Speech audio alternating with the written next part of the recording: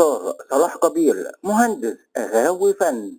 التقى بأحد الفرق الفنية المتجولة بأتوبيس الأقاليم، حيث تعطل بهم الأتوبيس بجوار أحد القرى، وشاهدوا كوثر هانم مها صبري ابنة صاحب العزبة وصاحب المصانع جلال البرموني عدل كاسب، وهي تركب كاريتا، فركبوا معها غلاسة.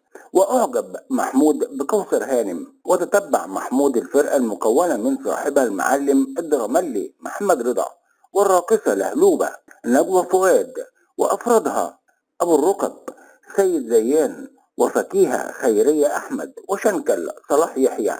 وفي العرض الخاص بهم فوجئ محمود بوجود كوثر فشاغلها، ولكنها لم تستجب له، وأخبرته أن معها خطيبها فريد عمر ناجي. ولكن محمود أراد أن يتخلص من فريد، فادعى وجود تعبان، مما أثار الجميع وأربك المسرح، وكاد العرض يفشل. ولكي يعوض محمود ما فعله، صمم لهم رقصة للثعبان.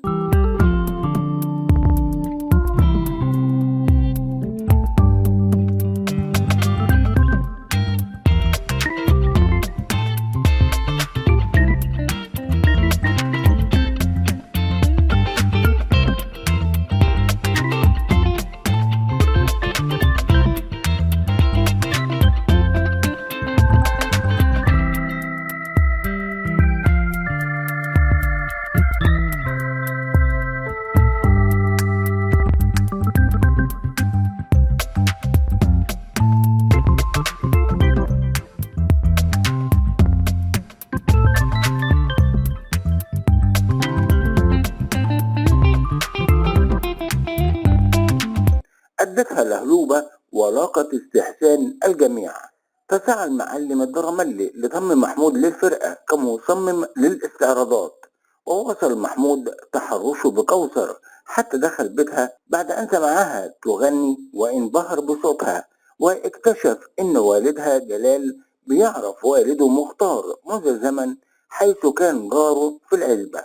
ولكن كوثر طلبت منه أن يبتعد عنها ويتركها لأنها تحب خطيبها فريد، فوعدها محمود بالابتعاد، وانضم لفرقة الدرملي بعد أن غير اسمها لفرقة الكواكب، وغير أسماء أفرادها وأطلق عليهم أسماء فنية. وحاول أن يجد مسرح تؤدي عليه الفرقة عروضها، ولكنه لم يجد مسرح يرحب بالفن الجيد.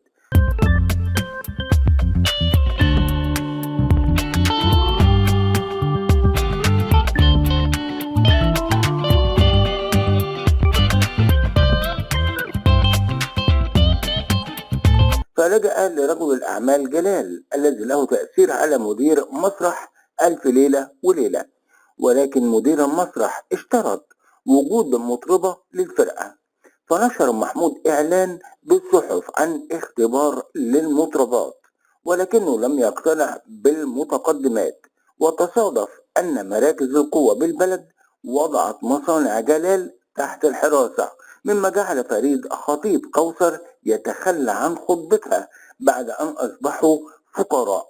واضطرت كوثر لاستغلال حاجة محمود لمطربة، وتقدمت للعمل كمطربة للفرقة، وتواصلت مع محمود واستجابت لنداءات قلبه وتبادل الحب. ولكن لهلوبة التي كانت تحب محمود سعت للإيقاع بينهما، وأوهمت كوثر إنها على علاقة عاطفية مع محمود، مما دفع كوثر لترك الفرقة وقبول الزواج من الرجل الغني الكبير في السن، والذي سيسدد ديون والدها وهيشيله من أزمته المادية.